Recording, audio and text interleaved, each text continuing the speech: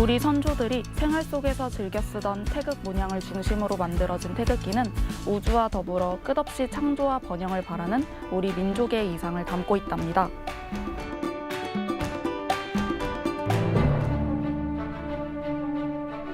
대한민국의 정체성과 자긍심을 드러내고 우리 민족을 하나로 뭉치게 하는 태극기, 우리의 자랑스러운 국가 상징입니다.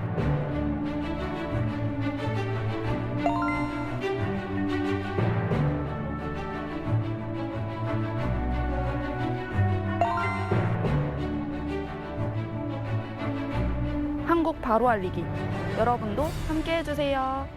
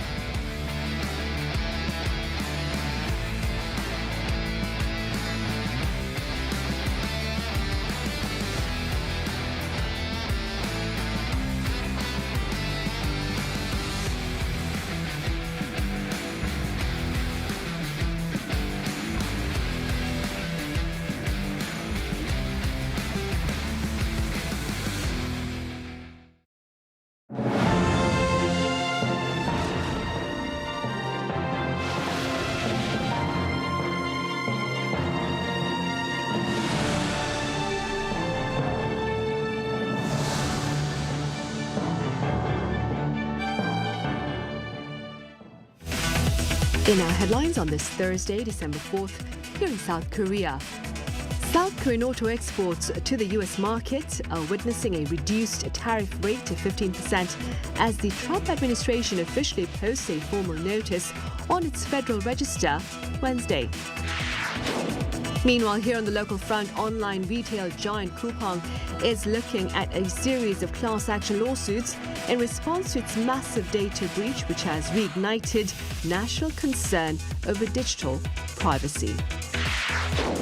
And the head of the Korea office of OpenAI holds a press conference with members of the media here and pledges to promote partnership with local companies to facilitate AI transformation on the national front.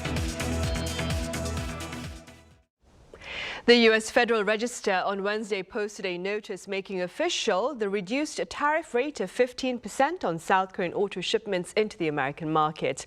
Our economics correspondent Kim Do-yeon has details. The revised tariff structure for South Korean exports to the United States has been officially codified. The U.S. Federal Register published the implementation notice for the U.S.-Korea Strategic Trade and Investment Deal on Wednesday, with the notice coming into effect on Thursday. Under the regulations, Korean automobiles and auto parts have a tariff rate of 15%. That rate is applied retroactively to November 1st. For other sectors, including timber and civil aircraft components, the effective date is November 14th, with aviation parts largely exempted from the new levies.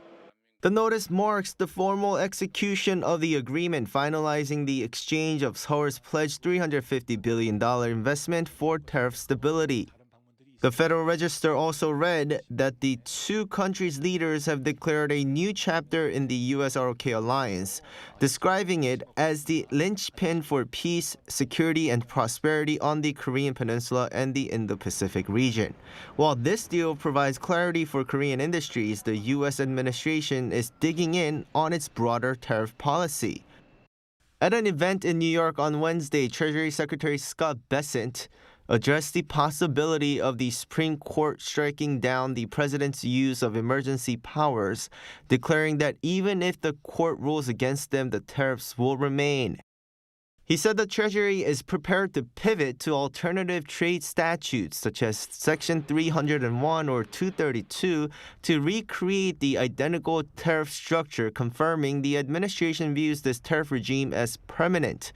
Despite these complexities, President Trump last week continued to pitch the tariffs as substitute for income tax.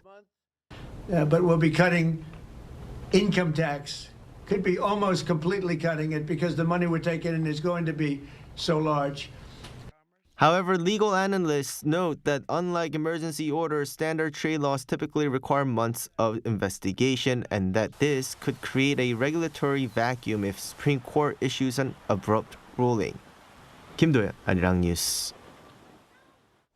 The South Korean government is actively seeking to put into practice details of the agreements reached during its summit meetings with the U.S. Accordingly, the Foreign Ministry here on Thursday said its Vice Minister Park Yun-ju met with the Executive Vice President of the Heritage Foundation, Derek Morgan, and the Chairman of the Board of the Institute for Indo-Pacific Security, Randall Shriver, in Washington, D.C. Park reportedly called for their support for prompt follow-up measures on areas including shipbuilding cooperation and nuclear-powered submarines. Meanwhile, President Lee Jae-myung invited to lunch dozens of individuals who have dedicated decades of their lives to building South Korea's key industries, ranging from textiles to shipbuilding to semiconductors. Our top office correspondent Yoon Jung-min covers the occasion. The nation's industrial and economic capacity is the foundation of its success in democracy and industrialization. That was President Lee Jae-myung as he celebrated Trade Day on Thursday, saying that it feels that Korea's global status is elevated when he travels outside the country. 지금의 이런 민주주의든 문화 역량이든 다 이 경제력에서 나오는 거죠. 그리고 이 경제력을 뒷받침하는 엄청난 과학기술 역량, 그다음에 제조 역량, 산업 역량 이런 것들이 우리가 가진 힘 그 자체입니다. President Lee, who himself was a factory worker, met some 90 workers at the Blue House Yeongbin-gwan guest house, pioneers in the manufacturing business who own decades of field experience in areas like automobiles, shipbuilding, and textiles. 여러 분야에서 정말 열심히 일하신 산업 역군이라고 불리는 분들이 많이 와 계십니다. 이 나라를 위대하게 만든 영웅들이죠. He also vowed to make workplaces safer to minimize fatal accidents, saying Korea's industrial accident rate is higher than that of other developed countries, and there's a tendency for such accidents to take place more frequently at smaller firms. 우리 노동자들의 피땀으로 대한민국을 오늘 이 자리까지 끌어왔지만 이제 앞으로 갈 길은 조금은 더 선진화돼야 되겠다 그런 생각이 들어요. 일하다 죽는 일은 좀 최소화하고 뭐 없을 수는 없겠죠. President Lee concluded his remarks by vowing to make a society where opportunities are shared on a fair basis and appropriate reward is guaranteed for one's contribution. Yoon Jung-min, Arirang News. And in other news, online retail giant Coupang is looking at a series of class action lawsuits in response to its massive data breach, which has reignited national concern over digital privacy. Our An Sung-jin has the latest. A massive wave of class action lawsuits is emerging in the wake of Coupang's personal data leak. More than 30 online communities have been created on major portals to organize damage compensation lawsuits against the e-commerce giant. The accumulated members of these major online communities exceed 500,000 people. As of Thursday, the largest lawsuit community is lingering at the 140,000 member threshold. With the data breach estimated at around 33.7 million cases, the number of those joining is expected to rise. Major law firms have also begun actively recruiting plaintiffs, indicating that legal action is rapidly expanding beyond online communities. Compensation in similar privacy breach cases has often been relatively small, at around 100,000 won or around $68. However, the unprecedented scale of this incident is fueling action for stronger legal accountability. Historically, this kind of class action lawsuits doesn't benefit the individuals that much. But I think that the symbolic value is there, that this kind of breaches will gather more consumer interest and also more active action, resulting in more class action lawsuits. On Monday, the first complaint asking for damage compensation from Coupang was officially filed with the Seoul Central District Court by a law firm on behalf of 14 Coupang users, seeking 200,000 won or $136 each. Another issue is emerging following public outrage over the data leak. As highly sensitive personal information has been stolen, more consumers began suspending purchases or deleting their Coupang accounts entirely, which inevitably affects marketplace sellers. 3/4 of Coupang's marketplace vendors are composed of small enterprises, and concerns have arisen that this movement could severely impact their livelihoods, with some saying that orders have dropped since the data leak. Growing reports of abnormal login attempts, unexpected overseas payment approval alerts, and smishing texts continue to increase consumer anxiety as users fear secondary offenses. 안성진, Arirang News. And a public rally outside the National Assembly Wednesday evening brought to an end the first anniversary of South Korea's short-lived December 3rd martial law under the former administration. Our political correspondent Myung-bo was there. A large rally outside the National Assembly on Wednesday night marked the climax of a full day of commemorative events held to observe the first anniversary of former President Yoon Suk-yeol's martial law declaration. People filled the streets despite below-freezing temperatures, with music, speeches and banners recalling last year's nationwide protests, setting a charged, energetic tone. It feels like time has flown by. Some issues have been resolved, while others remain, but as a citizen I will continue to work hard to address even those that haven't been resolved. Lawmakers from the ruling Democratic Party and members of other liberal parties also joined the rally, standing with the public as they reflected on the events of a year ago. The nighttime rally capped a day of programs and exhibitions held throughout the National Assembly compound. Beginning in the morning, visitors were invited to view a photo exhibition documenting scenes from the hours when martial law was in effect. The collection includes images of military vehicles, civic resistance, and the historic plenary session in which all 190 lawmakers present voted unanimously to demand the lifting of martial law, a moment many consider a turning point in the crisis. A series of guided dark tours also launched on Wednesday, offering the public a first-hand look at key locations tied to the events of last year. National Assembly Speaker Won-sik led the inaugural tour himself on the first day, walking participants through the fence he climbed to enter the building, the second-floor entrance where lawmakers confronted martial law troops, and the grounds where military helicopters landed. Special displays now mark each site, and the tours will continue through Friday. The anniversary program continued late into the evening with a media facade projection on the outer walls of the assembly, recounting the timeline of the crisis and its aftermath. Combining videos shot from a year ago with performances and music to commemorate the occasion, the 20-minute show offered a reflection on the events that took place a year before and all that followed, drawing crowds well into the night. Standing here 1 year on, the National Assembly now serves both as a memorial space and as a reminder of how decisively the public and lawmakers acted in a moment of crisis. Myung-bo, Arirang News.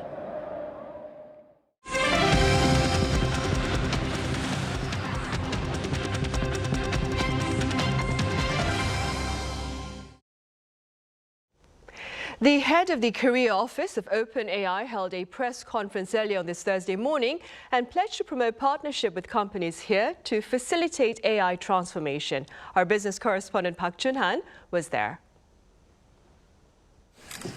South Korean users have been quicker than anyone else to adopt ChatGPT as a work partner, making Korea one of the countries that uses AI most actively to boost productivity.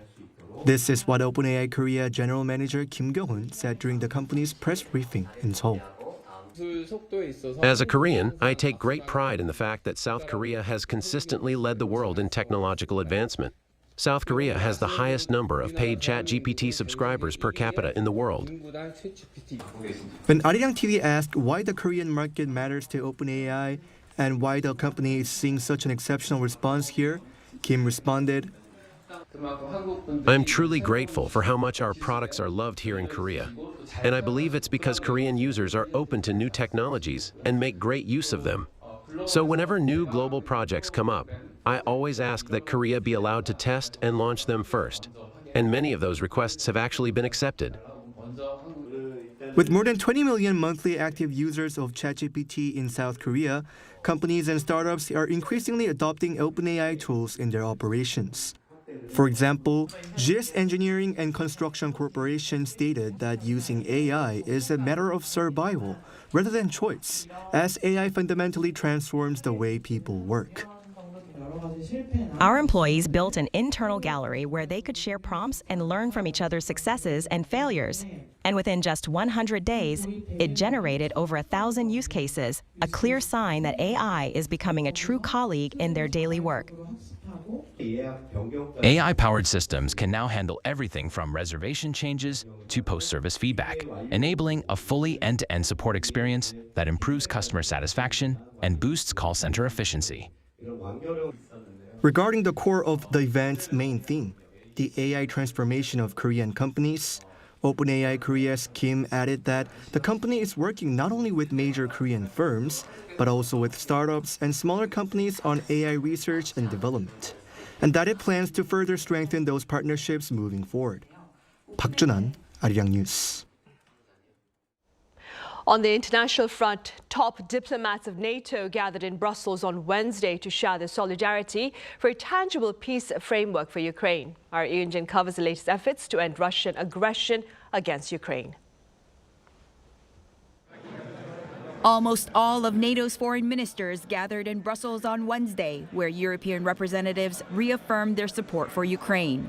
NATO Secretary General Mark Rutte said that while it was good that peace talks to end the war in Ukraine were ongoing, it remains unknown when those talks will end, and that it was necessary to make sure Ukraine was in the strongest possible position, not only to keep fighting against the Russians, but to be able to push for peace talks on their terms. This came a day after Ukraine peace talks were held between the United States and Russian President Vladimir Putin. Moscow called the 5-hour discussion useful, but said that no compromises were found. NATO foreign ministers accused Russian President Vladimir Putin of showing no willingness to pursue peace in Ukraine as they continue to stand together in support of Ukraine. We, too, welcome all talks aimed at ending this war. However, at this point in time, we see no serious willingness on the Russian side to enter into negotiations, and that is why we must be clear about where we stand. We stand firmly alongside Ukraine. Meanwhile, also on Wednesday, Belgium spoke out against the European Commission plan to use frozen Russian assets to aid Ukraine. The board of the European Commission approved a potential reparations loan for Ukraine to address its financing needs for the next 2 years. Ukraine's budget and military needs for 2026 and 2027 are estimated to total around $150 billion. Most EU states support the plan, but Belgian Foreign Minister Maxime Prévost spoke out against it, fearing it would bear the risk of potentially disastrous consequences from Russia alone, and that the European Commission's proposals did not address those concerns.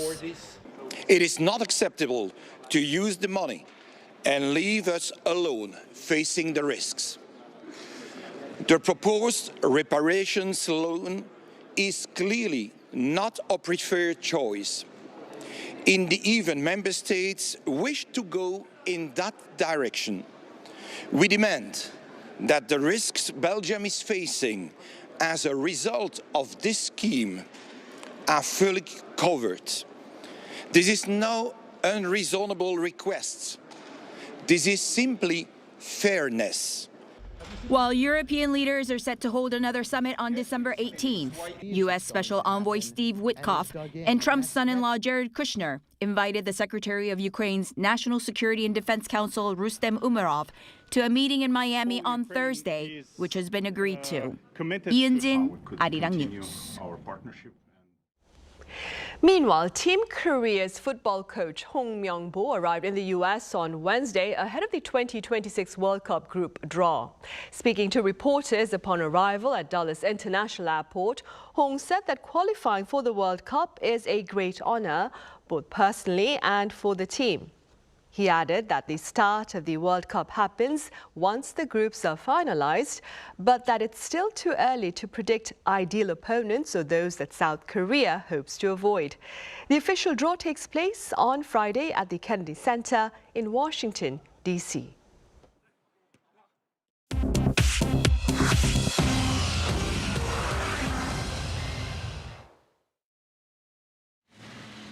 This is the world now, bringing you everything you need to know from around the globe. In the United States, President Donald Trump told reporters he does not want Somali immigrants in the country and said that they should, quote, go back to where they came from, as he criticized Somalia and Minnesota's Somali community. His comments on Tuesday came as U.S. immigration authorities were reported to be preparing an enforcement operation targeting undocumented Somalis in Minnesota, home to the largest Somali population in the U.S. Local officials in Minneapolis and St. Paul expressed concerns that the ICE operation could sweep up American citizens and violate due process. Minnesota's governor also denounced what he called an indiscriminate PR stunt. The operation is expected to begin this week, according to U.S. media reports. In eastern Ukraine, Russian forces struck the city of Sloviansk with 9 aerial bombs on Wednesday, wounding at least 8 people, including 2 children. According to the Donetsk regional governor Vadim Filashkin, 1 bomb hit a residential building, causing major damage. Reuters footage showed rescuers cutting through debris while residents searched what remains of their homes. The governor urged civilians to evacuate, warning there are no safe places left in the Donetsk region.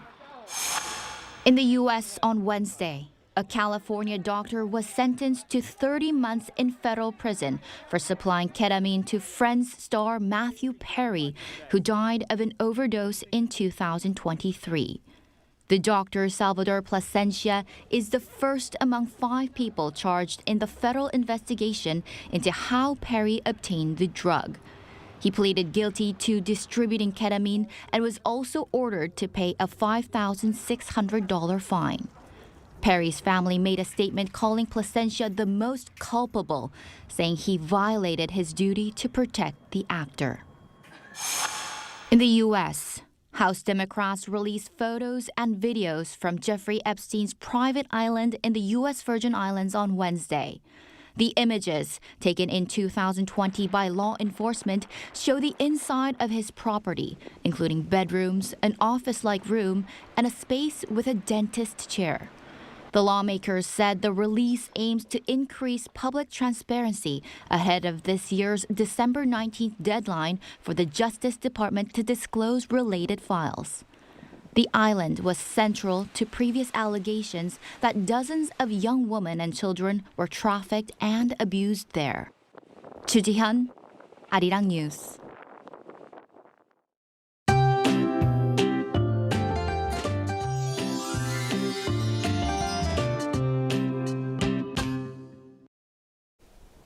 In these freezing conditions, there's news of the first snow of this season in Seoul today. Snow is forecast all over the inland areas from the afternoon. About 1 to 5 centimeters of snow is expected in the Seoul metropolitan area, Gangwon-do province, and northern parts of Chungcheongbuk-do province by tonight.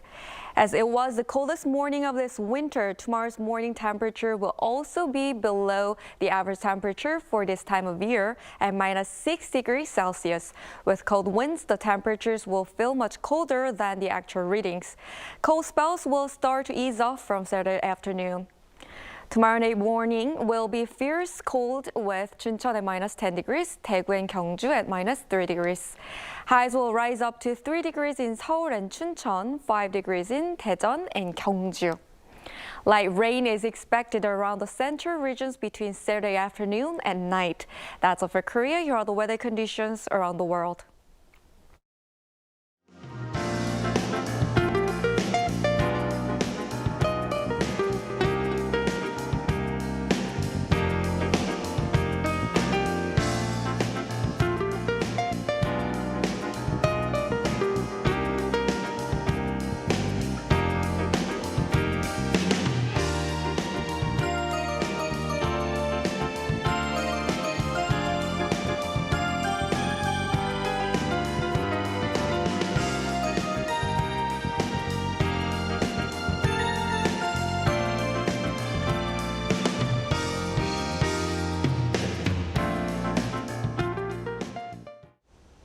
Those are the headlines at this hour here in South Korea. Coming up right after this break is our daily panel session. And today we touch upon South Korea's economic resilience in the wake of external risk factors. Do stay with us and thank you for now.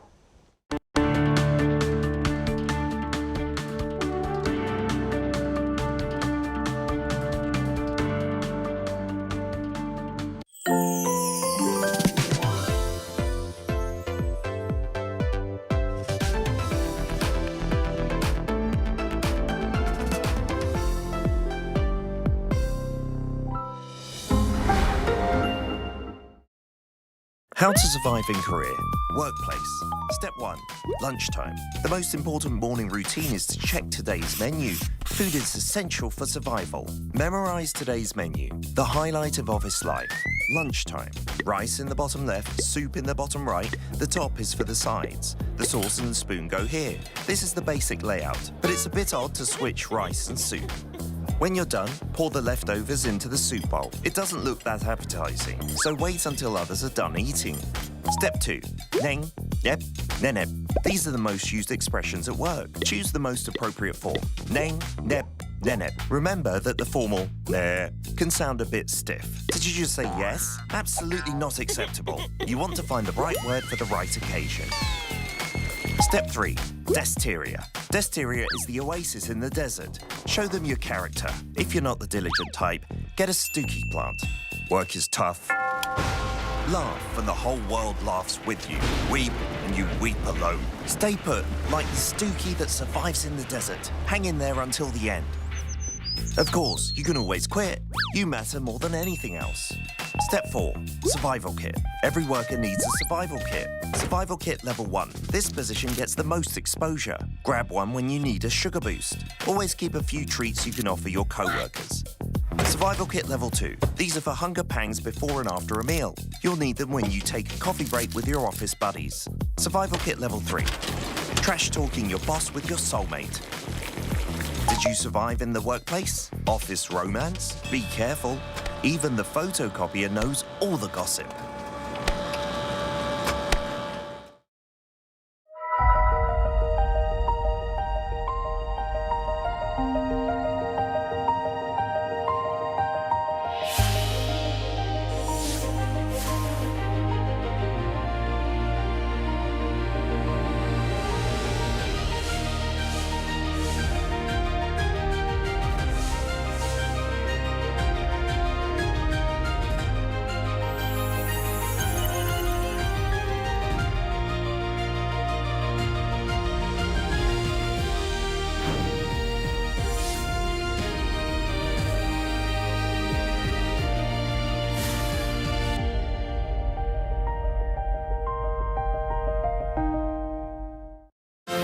Millennials and Gen Zs are reshaping the world.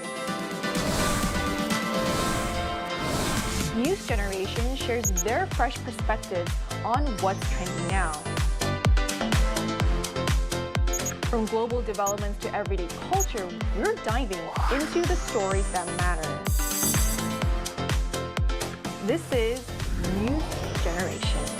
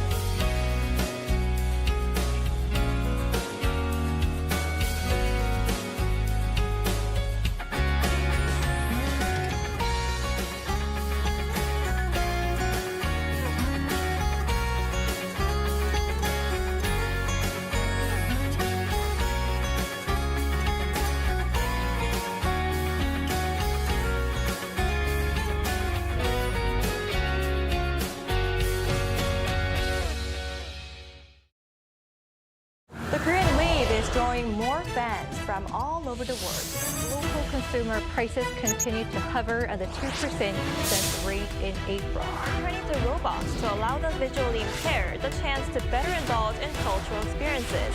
Like this number of hybrid cars are registered in South Korea has surpassed 2 million using its locally developed Yuri rocket.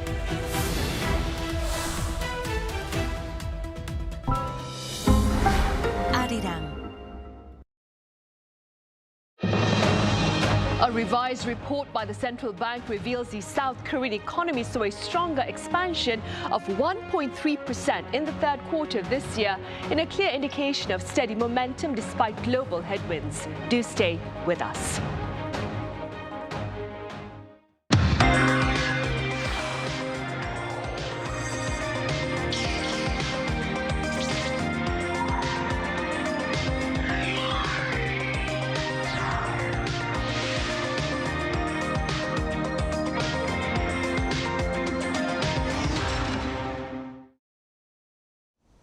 Hello and welcome to Press Perspective for this Thursday, December 4th here in Seoul. I'm Min Sun-hee. The South Korean economy maintained its growth momentum in the third quarter of this year, driven largely by exports of chips and cars. That being said, today we touch upon the local economy, and for this I have Celia Ferretti with French daily Le Croix here in the studio. Celia, welcome back. Glad to be here. I also have Professor Song Soo-young at Kyunghang University joining our talk virtually. Professor Song, as always, it's a pleasure to have you with us. Yeah, thank you for inviting me, and my pleasure. Right, Celia, we shall start here in the studio. So let's begin with the stellar performance of South Korean exports for the month of November.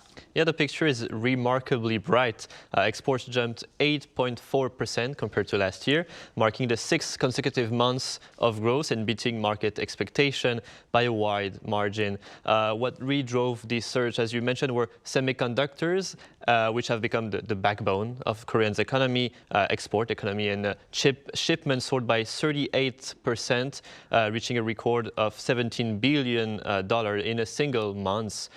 This is largely thanks to the booming demand for advanced memory chips in AI-powered data centers. The automobile sector also delivered strong performance, rising 13%, as uncertainty around U.S. tariff were cleared following the trade deal signed and finalized by Korea and the U.S. in November. That agreement prevented the steepest rise in tariff by the U.S. government and gave Korean automakers some confidence and room to breathe and preparing to export more. Now, if we look at destination for those exports, export to China climbed nearly 7%, and sales to the Southeast Asia also grew solidly. Shipment to the U.S., on the other hand, declined slightly by 0.2% because steel machinery and auto parts still suffer a bit from the rise in tariffs. But also the European Union export dipped to almost 2%. All of this, though, explain why the Bank of Korea has revised upward next year growth outlook. The semiconductor rebound is strong enough to offset much of the drag from the tariff, and with imports barely growing, barely growing, just 1.2%. The country will have a trade surplus from around $9.7 billion, its largest since 2017. So overall, November was not just a good month, it's also a signal that the Korean economy is getting back on track and profiting from this boom of demand, especially in sectors that Korea is really competitive, such as semiconductors and automobile. Right, and staying on the trade front, Professor Song, how would you explain the resilience of South Korea's exports in the face of U.S. tariffs, which had earlier fueled quite a bit of concern this year? Actually, we avoid the brunt of the tariff increase. So we have settled with 15%. This is a very outstanding accomplishment by the government and also the exporters' efforts to maintain the status. But particularly, I would like to see the numbers because the 2024 was the worst, because we have witnessed some minus 0.2% GDP quarterly decrease and merely just hovering around the 0%. And we end up with the first quarter of 2025 end up with minus 0.2%. Now, the resilience with the help of the resilience, and then we have our economy has recovered. The GDP growth rate has reached 1.3%, and annually year-on-year has reached 1.8%. That is very surprised. But however, what I'm a little bit concerned is because of this would be, I hope it should not be a temporary one, but as Cielo has mentioned earlier, that semiconductor surge of the demand for AI, HBM, high quality semiconductor. In addition to that, because of the AI fringe, we have some shortage of some traditional unglamorous semiconductors, such as the simple DRAM. And that actually, price of the DRAM has also increased. Fortunately, Samsung has maintained some production capability of the DRAM. So this looks like some kind of a perfect portfolio, given that the current cycle of the semiconductor price. But I'm a little bit cautious about this could be maintained. This will not continue. So we have to wait and see how it will be played out, and then in 2026. But I have a little caution. But at least this indicates our resilience of the economy is quite strong. And then I hope some external disturbing situations should not be developed, and we should make efforts not to such disruption to take place in the future. Right then, before we delve into some of those concerns mentioned by Professor Song, Celio, as I mentioned at the start of our talk, findings also show that the South Korean economy expanded at its fastest pace, I believe, in roughly about 4 years during the third quarter of this year. Again, do give us the figures, and what are pundits projecting for next year? Turning to the broader economy, new data show that South Korea expanded its economy in the fastest pace more than a year on the third quarter. According to revised figure from the Bank of Korea, the economy grew 1.3% quarter-on-quarter, slightly higher than the initial estimated 1.2%. It may seem like a small revision, but it marked the strongest quarterly growth since late 2021, when the economy posted a 1.6% expansion back then. If we look at the annual picture, growth reached 1.8% compared to a year earlier, again outperforming the earlier expectation of 1.7%.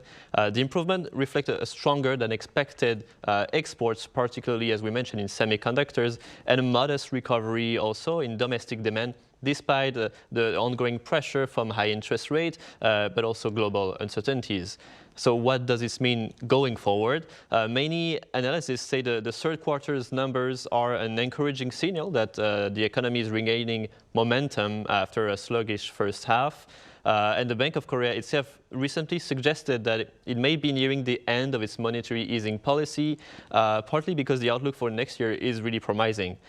Pundits also generally expect a continued recovery into the next year, with export, especially high-tech components, remaining the main driver of the economy, and the rebound in chip demand, along with also the easing of inflation, is expected to support growth in 2025 and 2026. Some economists are even revising their forecasts, projecting Korea could outperform its initial expectation if the global tech spending remains strong.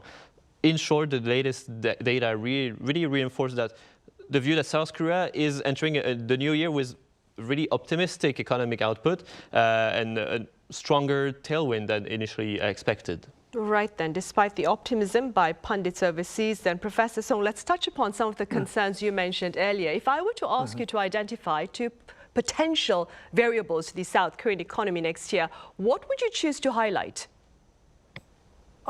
First, I have a little bit concern about the relationship between Japan and China. Recently, Trump and the U.S. would like to have some favorable and hospitable relationship, and they ease the tension between the two countries. But instead, then Japan suddenly raised some kind of tension against China between the two countries. So this could be a little bit turmoil, geopolitical turmoil, should be contained within the East Asia, and particularly in between China and Japan. So I think the South Korean government may have a role to some compromise these some tensions and then mitigate the tensions not to be developed as a serious situation. Another part is I have a concern about the PMI index. Procuring managers index have shown that it looks like a little bit pessimistic, particularly China and Japan and South Korea and Taiwan all together have shown some losing confidence, or maybe the actual prospect of the production would not be as good as expected. However, the Malaysia and the Southeast Asia countries have shown clear recovery and the economy grow again. Therefore, this could be some kind of not a crisis, but I think our Korean government take into account these effects and stabilize the tensions in East Asia, and then try to increase some kind of export or trade between the Korea and some Southeast Asia, such as growing countries such as Malaysia, Indonesia, and Vietnam. So clearly, I hope this does not turn into some kind of sudden recovery and that disappears in a moment. But I hope this will continue. The current some phase of the recovery could continue as long as we have to take care of these situations. And then what would be the best is not too far away or not too close. So keep the balancing act and balancing trade policy and the balancing position among between these two countries. That could help to mitigate the tension not to be increased to become some kind of a trade war or other things. Right, so to seek balance among its trade partners, of course, China and Japan. Professor Song, if I were to ask you to come up perhaps with a guideline of economic policy for the administration going into next year, what would you highlight as some important aspects beyond the balancing act and diversifying the export market? Yeah, beyond the balancing act, what is important is to make the domestic economy to recover. This is always true because some economists have concern about the U.S. economy recovery could take place following the path of K-style recovery. Actually, most of the K-style culture, K-style some kind of technology indicates a positive, but K recovery path is not positive at all because only the winner takes getting more shares and the poorer become the poorer. So this is usually described as a K-style recovery. So that is concern lies in the U.S. economy. And also it is true of South Korean economy. So to that regards, the South Korean government must pay attention to the increase and maintain the welfare improvement and to keep the demand power among the consumers. That is very important to maintain some portfolio and the stabilization of the domestic economy, because this could work as a buffer against some kind of unexpected disruption in export and then sudden downturn of some semiconductor cycle. So to that regard, then domestic economy always used to add some kind of buffer to support the overall Korean economy's growth and resilience. Right. And beyond the South Korean economy, Silio, in the international arena, how does the Trump administration's trade policy in the new year look to affect global trade? Well, if we look to 2026, the World Trade Organization is warning that Trump's economic policy will likely cast a long shadow over the global commerce. And the numbers are quite telling. After a strong rebound in 2025, with global trade jumping to 5.5%, the next year expected growth will be collapsing to just 0.5%. That's a huge downgrade from the original forecast of 1.8%. Why such a sharp slowdown? Well, the World Trade Organization points to Trump's policy and the full year impact of tariff imposed by the US since August 2025. And these tariffs are hitting inputs, but also raising the costs of products, the cost of exporting, importing, and it will certainly discourage businesses to increase their capacity and their production. Even close partners like the UK are now facing a baseline of 10% tariff, and that really shows how hardline the policy of Trump is, even regarding its allies. And this comes on top of a global economy that is already cooling down with depleted inventories and softer consumer demand. The World Trade Organization expects inflationary pressure to push many firms toward a trade inactivity, which means they will essentially delay purchases and scaling back production. Ironically, one of the strongest force boosting trade these days, artificial intelligence and the HBM chips, is also contributing to volatility. In 2025, AI-related goods grew nearly 20%, mostly in Asia. But this comes as a fear it might be a bubble that will burst in some years, anyway, it won't be enough on itself to compensate the drag of the US tariffs and the protectionist policy that we see appearing here and there. And there are pockets of resilience, particularly in emerging markets. The South-South trade is growing, and Korea is part of that with improving the export to the Southeast Asia, for example.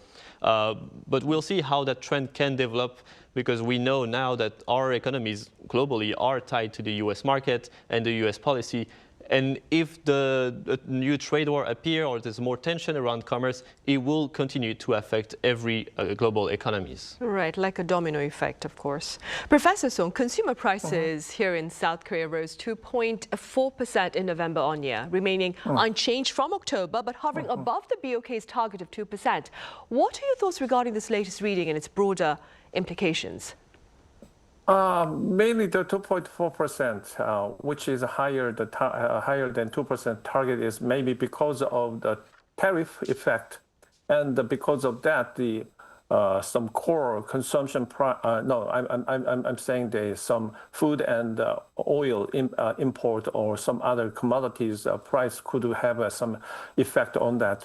But my concern, we do not put much concern about the consumer price, because the domestic economy's consumption is clearly in recovery. But I'm clearly worried about that this cannot be some permanent one, because despite the surge of the export, domestic demand and the domestic consumption should be supported by some increment of the income and the purchasing power within the domestic economy. To that regard, I believe that what is more, the Bank of Korea's chairman should consider some decrease in rate to the 25 basis point against Mr. Chelio has mentioned earlier that because of the surge of our growth rate of GDP. But this is mostly driven by some export. And this export is a semiconductor, and the HBM demand is very stockpiling. As the WTO report has shown that 5.8% or 5% that surge of the international trade is take place because of some kind of increased demand for AI-related semiconductor and AI investment across the countries. However, this is expected to be reduced to just a mere 0.5% in 2026. The reason is stockpiling of AI, demand for AI will disappear. Then there is some kind of inventory is increased in semiconductor, and then DRAM demand is also big currently. But however, as long as it is satisfied, then no more surge. Then we have no driving force that keep the international trade go on. So this is the kind of concern, and we should be careful about it.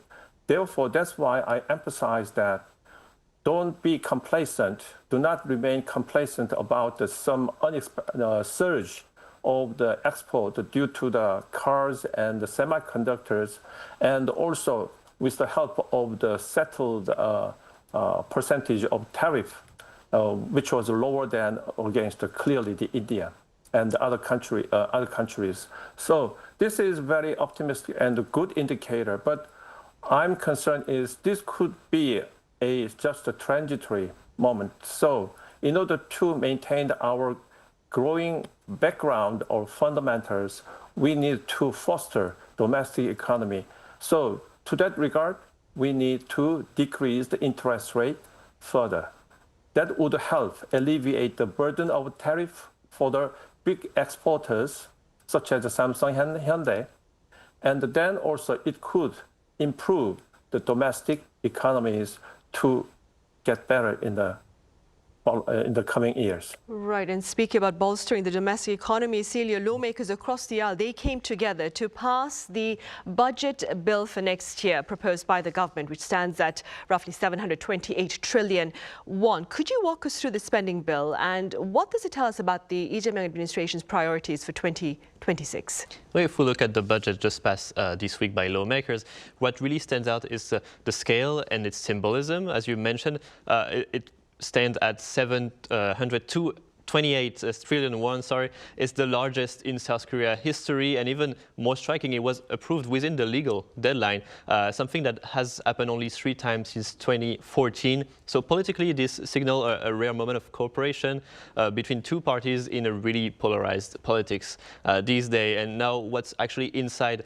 the plan, both parties agreed to keep the government overall budget size intact. They did cut about 4.3 trillion won, but then reallocated that money within the same envelope, which shows that the debate wasn't about shrinking the state, but about where to put the money and what's the priority. President Lee Jae-myung's flagship program were preserved almost entirely. That include 1.15 trillion won to support regional currencies, a major tool in its strategy to boost local economies, and 1 trillion won for the National Growth Fund, which is designed to channel public and private investment into future industries.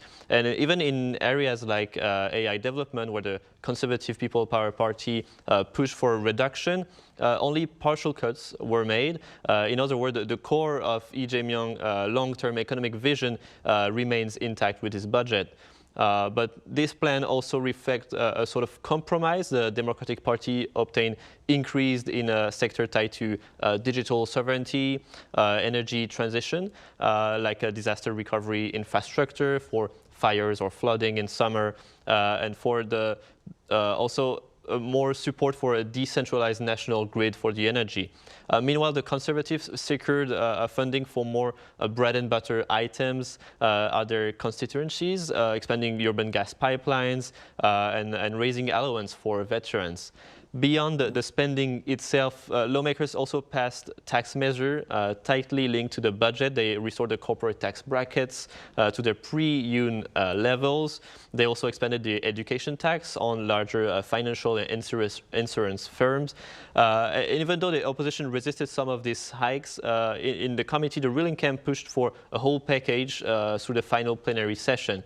So broadly, the 2026 budget showed what the priorities are for Lee Jae-myung as one administration that wants to spend big on future-oriented growth, like digital infrastructures, local economic revitalization, and green energy also, and while still signal fiscal responsibility through negotiated reallocation with both parties.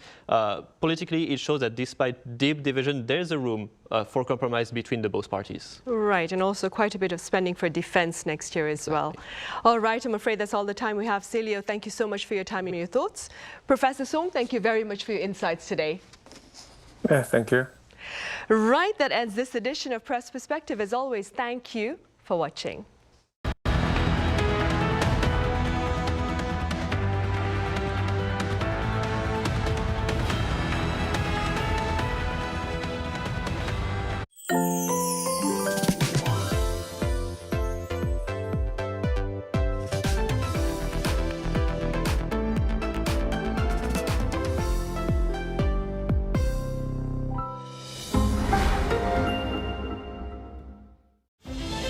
Korea, a globally recognized sports powerhouse. Behind the dazzling achievements, there's always an invisible force at work. With sophisticated materials, cutting-edge equipment, and innovative technological solutions, SMEs in the K-sports industry play a vital role in bolstering Korea's